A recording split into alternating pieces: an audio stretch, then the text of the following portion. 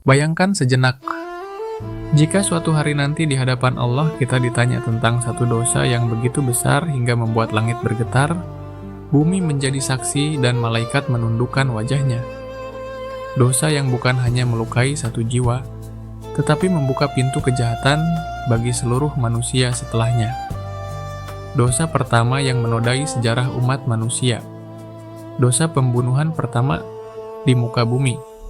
Dan yang lebih mengerikan, pelakunya adalah saudara kandungnya sendiri. Sebelum kita lanjut, pastikan kamu tekan tombol like sekarang juga. Tulis pendapatmu di kolom komentar. Dan subscribe channel Lentera Sanubari. Karena di akhir zaman ini, hati kita butuh cahaya. Semoga setiap klik dan dukunganmu menjadi pengingat agar kita dijauhkan dari dosa-dosa besar yang bisa menjerumuskan kita seperti kisah kelam Qabil dan Habil. Kisah ini dimulai sejak awal penciptaan manusia. Nabi Adam alaihissalam, manusia pertama, hidup bersama istrinya, Hawa. Dari merekalah lahir generasi pertama umat manusia. Setiap kelahiran datang berpasangan, laki-laki dan perempuan. Di antara anak-anak itu, lahirlah dua saudara laki-laki yang kelak namanya tercatat dalam sejarah sebagai pelajaran paling kelam sepanjang zaman, Qabil dan Habil. Habil dikenal lembut, sabar, dan bertakwa. Ia menggembala ternak dengan penuh kasih. Hatinya bersih, lisannya jujur, dan ibadahnya tulus. Sedangkan Qabil, kakaknya, bekerja sebagai petani. Namun di balik usahanya, hatinya mulai dipenuhi iri, dengki, dan kesombongan. Sifat-sifat yang kecil di awal, tapi perlahan tumbuh menjadi bara api yang membakar nurani. Allah menguji keduanya. Mereka diperintahkan untuk mempersembahkan kurban terbaik sebagai bentuk ketaatan. Habil memilih hewan ternak paling gemuk, paling sehat, yang paling ia sayangi. Ia berikan dengan hati ikhlas, karena baginya Allah pantas mendapat yang terbaik. Qabil justru memilih hasil panen yang buruk, yang tidak ia sukai, sekadar menggugurkan kewajiban. Kurban itu bukan tanda cinta, hanya formalitas. Lalu Allah menurunkan keputusannya. Api dari langit menyambar dan menerima kurban Habil. Sedangkan kurban Qabil dibiarkan begitu saja. Saat itulah hati Qabil runtuh oleh iri hati. Dadanya sesak, wajahnya gelap, pikirannya dipenuhi kebencian. Allah mengabadikan momen ini dalam Al-Quran, Surah Al-Ma'idah ayat 27. Ceritakanlah kepada mereka kisah dua putra Adam dengan sebenarnya. Ketika keduanya mempersembahkan kurban, maka diterima dari salah seorang dari mereka berdua, dan tidak diterima dari yang lain. Alih-alih introspeksi, Qabil justru menyalahkan saudaranya. Iri berubah menjadi dendam. Ia merasa harga dirinya dihancurkan. Ia tak tahan melihat Habil lebih dicintai Allah. Padahal seharusnya ia memperbaiki dirinya sendiri. Dengan suara penuh amarah, Qabil berkata, "Aku pasti akan membunuhmu." Ancaman itu keluar begitu saja, tanpa takut kepada Allah, tanpa rasa bersalah. Habil tidak membalas dengan kemarahan. Ia justru menjawab dengan ketenangan yang menggetarkan hati.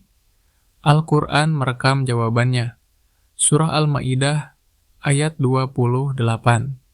Sungguh, jika engkau menggerakkan tanganmu untuk membunuhku, aku tidak akan menggerakkan tanganku untuk membunuhmu. Sesungguhnya aku takut kepada Allah Tuhan seluruh alam. Betapa kontras dua hati ini.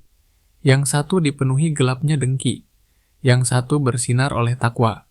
Habil tak ingin darah tertumpah, ia memilih sabar. Ia yakin keadilan Allah pasti datang.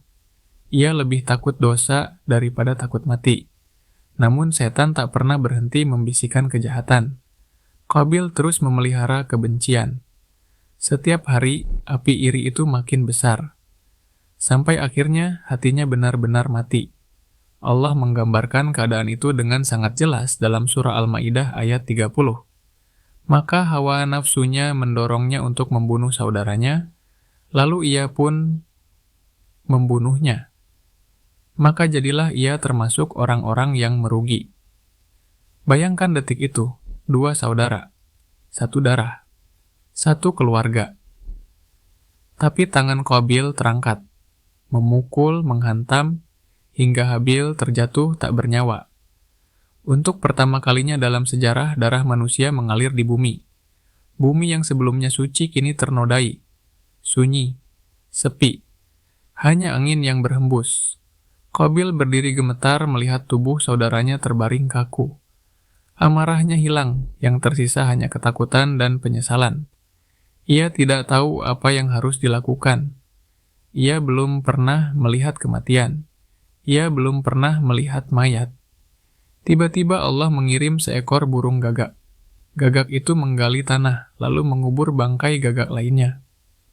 Qabil melihat, dan saat itulah ia sadar betapa bodohnya dirinya. Al-Quran melanjutkan surah Al-Ma'idah ayat 31. Kemudian Allah mengirim seekor burung gagak yang mengais-ngais di bumi untuk memperlihatkan kepadanya bagaimana ia seharusnya menguburkan mayat saudaranya. Ia berkata, "Celaka aku, mengapa aku tidak mampu berbuat seperti burung gagak ini, sehingga aku dapat menguburkan mayat saudaraku?" Maka jadilah ia termasuk orang-orang yang menyesal. Namun penyesalan setelah dosa besar seringkali terlambat. Habil tak akan kembali, dan dosa itu tak akan hilang begitu saja. Rasulullah Shallallahu Alaihi Wasallam bersabda bahwa setiap pembunuhan setelahnya, Qabil mendapat bagian dosa, karena dialah yang pertama membuka pintu kejahatan itu. Bayangkan, satu dosa, tapi mengalir sepanjang sejarah. Setiap pertumpahan darah, setiap perang, setiap pembunuhan, ada jejak dosa yang mengalir kepadanya. Inilah bahaya ketika kita menjadi pelopor keburukan. Kisah ini bukan sekadar cerita masa lalu. Ini cermin bagi kita hari ini. Berapa banyak persaudaraan hancur karena iri? Berapa banyak keluarga retak karena dengki? Berapa banyak kejahatan bermula dari hati yang tak mampu menerima takdir Allah? Iri itu kecil di awal, tapi jika dibiarkan, ia bisa berubah menjadi monster. Dari iri lahir kebencian. Dari kebencian lahir kekerasan. Dari kekerasan lahir penyesalan yang tak ada ujungnya. Allah mengingatkan kita dalam surah Al-Ma'idah ayat 32, "Barang siapa membunuh satu jiwa, seakan-akan dia telah membunuh seluruh manusia. Dan barang siapa memelihara satu jiwa, seakan-akan dia telah memelihara seluruh manusia." Begitu berharganya nyawa manusia di sisi Allah. Satu nyawa saja seperti seluruh umat manusia. Lalu bagaimana jika kita meremehkannya? Saudaraku, jangan biarkan hati kita seperti Qabil. Jangan pelihara iri, dengki, dan dendam. Bersihkan hati sebelum ia menguasai diri. Karena dosa besar selalu dimulai dari dosa kecil yang dianggap sepele. Jika kisah ini menyentuh hatimu, jika kamu tak ingin menjadi seperti Qabil, jika kamu ingin selamat dari fitnah dan dosa akhir zaman, tekan like sekarang, tulis astagfirullah di kolom komentar sebagai doa untuk diri kita, dan jangan lupa subscribe channel Lentera Sanubari. Di sini kita belajar bersama, menyalakan cahaya di tengah gelapnya dunia. Semoga setiap detik kita mendengar kisah ini menjadi penghapus dosa, pelembut hati, dan pengingat bahwa satu keputusan buruk bisa menghancurkan segalanya. Dan semoga Allah menjadikan kita hamba-hamba yang bertakwa seperti Habil, bukan yang menyesal seperti Qabil. Karena pada akhirnya, yang menyelamatkan kita bukan kekuatan, bukan harta, bukan ego, tapi hati yang bersih dan takut kepada Allah.